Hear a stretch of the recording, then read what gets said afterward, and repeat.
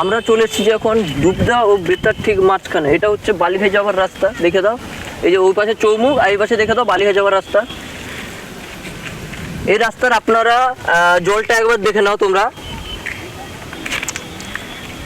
আগামী জানো কদিন ধরে এখানে প্রচুর পরিমাণে বৃষ্টি হয়েছে আমাদের পূর্ব মেদিনীপুর জেলা অন্তর্গত এগুলাতে, এবং জলের এতটা গতিবেগ এবং জল এতটা বেড়েছে, যতজন কৃষক ভাইরা ওখানে চাষ করেছিলেন ওনাদের একটাও জমিতে রোপণ করা হয়নি। আমার দেখতে বা যিনারা রোপণ করেছিলেন ওনাদের তো রোপণই নেই পেটের দায়ে, আর ওনারা চাষবাস করছেন। ওনারা কি জানতো যে এইভাবে বন্যা হবে, বৃষ্টি হবে? ওনারা সেই তার কারণে কিন্তু চাষবাস করেছেন এই পেটের দায়ে। তো চাষ করার পরে কি হয়েছে, এই জল লেগে গেছে, এবারে জল লাগার পরেও চাষবাস সব ডুবে নষ্ট হয়ে গেছে। এবার রোপণ করার মতন কিছু নেই, মানে সব কিছু শেষ। এবার জল কবে কখন নামবে আমরা কেউ জানি না, জলের গতিবেগ আমরা জানতে পারবো না, জানি না। তো তো দাদা আজকে তো এই রোদ হচ্ছে, তোমার কি মনে হচ্ছে আজকে আর কি বৃষ্টি হবে? দেখো, বৃষ্টির কথা তো আমরা বলতে পারবো না, কিন্তু আশা করা যায় যে বৃষ্টিটা আর হবে না। কারণ আগামী দেখেছো যে দুদিন ধরে বৃষ্টি হয়েছে, গতকাল প্রচুর পরিমাণে হয়েছিল, গতকাল হয়েছে। আশা করি সোমবার দিন তো পুরো সকাল থেকেই চলছিল। হ্যাঁ হয়েছিল, কিন্তু বাট এই যে জলের যে কন্ডিশন দেখাও একটু, এইদিকে তো আরো কম, একটু বেশি আমি দেখাবো, ওখানে পাবলিক একটু বেশি আছে, যাওয়া যাচ্ছে না এখন বর্তমান।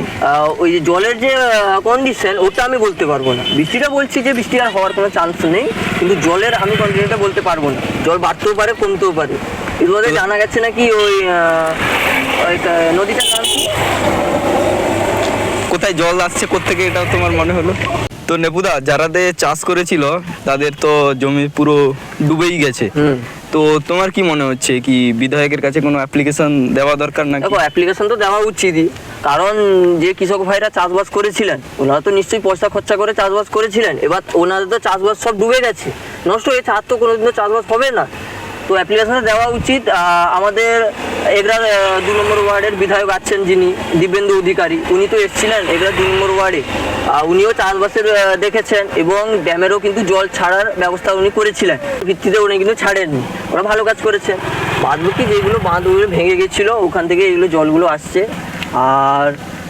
আর দিব্যেন্দু অধিকারীতে আমি বলার একটু চেষ্টা করবো যেন সাহায্য একটু হাত বাড়ায় এই কৃষক ভাইদের, যেন একটু কৃষি ফর্ম বলে একটা ফর্ম অ্যাপ্লিকেশন আছে, ওটাতে যেন 2000 করে যেটা টাকা ঢুকতো ওটাতে 4000 করার আমি চেষ্টা করব, যেন ওনা 2000 থেকে 4000 করার চেষ্টা করে, যেন কৃষক ভাইরা একটু শান্তিতে জীবনযাপন করতে পারে, যেহেতু চাষবাস কিছু নেই। কারণ এই লস হয়েছে তো কারোর কিছু করার নেই, যেদিকে জল আসছে সেদিকে প্রাকৃতিকের উপর পুরোটাই। দেখলেন এই গ্রামের পরিবেশটা, তোমরা নিশ্চয়ই আনন্দিত হয়েছো। আর বেশি কিছু কথা বলবো না, তোমরা দেখতে পাচ্ছ এই কষ্টের মুহূর্তে আর কি বা বলতে পারি। আশা করি থানাতে এই পর্যন্ত ডায়েরিটা যাবে আর খুব অ্যাপ্লিকেশনও পড়বে। তো চলো, বাই বাই। সবাই একটু লাইক আর শেয়ার করে দিবেন, সবার কাছে যেন ভিডিওটা পৌঁছায়। তো চলো দেখা যাক পরের ভিডিওতে।